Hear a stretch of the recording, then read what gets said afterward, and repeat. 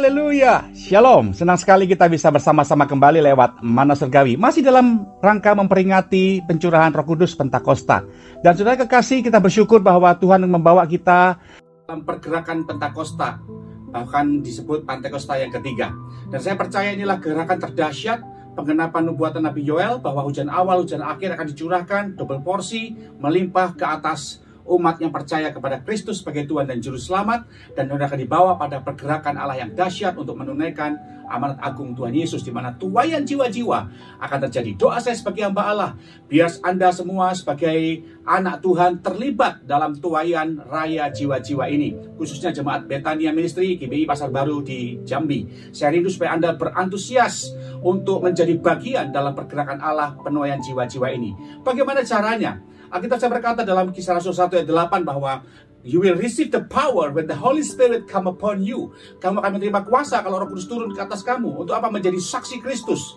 Dinamus, di mana akan menjadi bagian saudara menjadi orang-orang yang membawa pelayanan kuasa, dinamis. Ya, menjadi ledakan kuasa pada Roh Kudus terjadi dalam roh kita, sehingga lewat hidup kita bisa membawa orang-orang datang kepada Kristus. Dan dinamis seperti apa? Dinamus seperti apa yang Tuhan kehendaki terjadi dalam saudara? Yaitu keubahan karakter kita sebagai wujud nyata manifestasi Roh Kudus yang sudah dicurahkan ke atas Bapak Ibu Saudara dan saya. Alkitab saya berkata, waktu saya percaya Tuhan Yesus sebagai Tuhan dan Juru Selamat, saat itu Roh Kudus masuk dan berdiam dalam diri setiap kita yang percaya. Waktu kita percaya Tuhan Yesus, ngapain dia dalam diri kita? Bukan sebagai tamu, juga bukan sebagai pajangan, tapi dia rindu menguasai hidup kita. Dia rindu memiliki seutuhnya hidup kita, karena kita sudah ditebus oleh darah Yesus. Dan sebagai orang percaya yang rindu dikuasai oleh Roh Kudus, Alkitab saya menuntun saudara untuk hidup seperti bagaimana Yesus hidup. Dan Alkitab saya berkata bahwa ketika saudara hidup di dalam Yesus, maka Alkitab saya bilang kita wajib hidup sama seperti Yesus. 1 Yohanes pasal 2 ayat 6 berkata, barang siapa mengatakan bahwa ia ada di dalam dia, ia wajib hidup sama seperti Kristus hidup. Kata dia dalam bahasa Yunani menggunakan kata autos. Autos ini menunjuk kepada ayat-ayat di atasnya, yaitu kata dia yang menunjuk kepada kata Allah. Jadi kalau dalam bahasa Yunani punya pengertian, barang siapa mengatakan ia bersatu dengan Allah. Ingat Bapak Ibu, ketika engkau percaya Yesus, dia membawa kita untuk bersatu dengan Allah. Seperti pohon dengan ranting yang dicangkokkan, kita menyatu dengan pokok itu. Nah, kita berkata begini, kalau saudara bersatu dengan Allah, maka teladan Kristus selama dia di bumi, jejaknya, cara hidupnya, kehidupannya, perkataannya, sifat-sifatnya itu harus ada juga pada kita. Perhatikan kata wajib hidup. Itu sesuatu yang nggak bisa ditawar lagi. Jadi bagian ini yang Tuhan ajarkan buat kita. Nah, bagaimana kita bisa memiliki gairah, memiliki kemampuan supaya kita bisa hidup seperti Kristus hidup.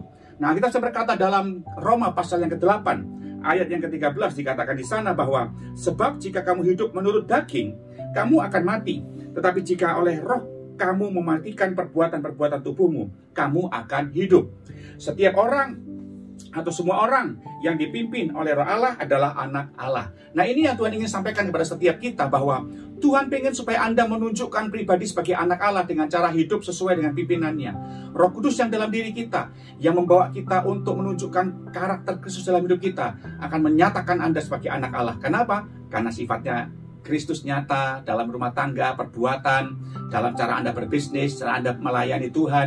Itu semua berkiblat dan tertuju kepada Kristus. Itu sebabnya hari ini mari Bapak Ibu, Roh Kudus dalam diri kita menuntun kita untuk mematikan, mengalahkan, dan membuang semua sifat-sifat daging yang duniawi itu.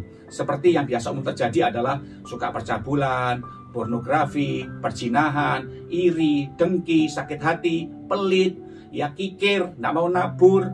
Ya, itu bagian yang sering kali terjadi dalam kehidupan manusia. Lalu egois dan hawa nafsu, serakah, nggak peduli orang lain. Itu semua yang sering terjadi. Itu sebabnya saya berdoa supaya waktu Roh Kudus masuk dalam diri Bapak Ibu, Anda mulai siap untuk dituntun oleh Roh Kudus. Supaya apa? Hidup kita menjadi berkat bagi banyak orang. Akhirnya saya berkata dalam kitab Roma pasal 8 juga dikatakan bahwa sungguh semua makhluk yang merindukan anak-anak Allah yang dinyatakan. Itu bagian di mana kata anak Allah menggunakan kata huios, bukan teknon. Dalam bahasa Yunani ada dua kata anak, huios dan teknon. Kalau teknon itu anak masih kekanak-kanaan, belum akil balik, sukanya bikin malu orang tua. Tapi kalau huios, anak putra dewasa yang membawa nama keharuman orang tuanya.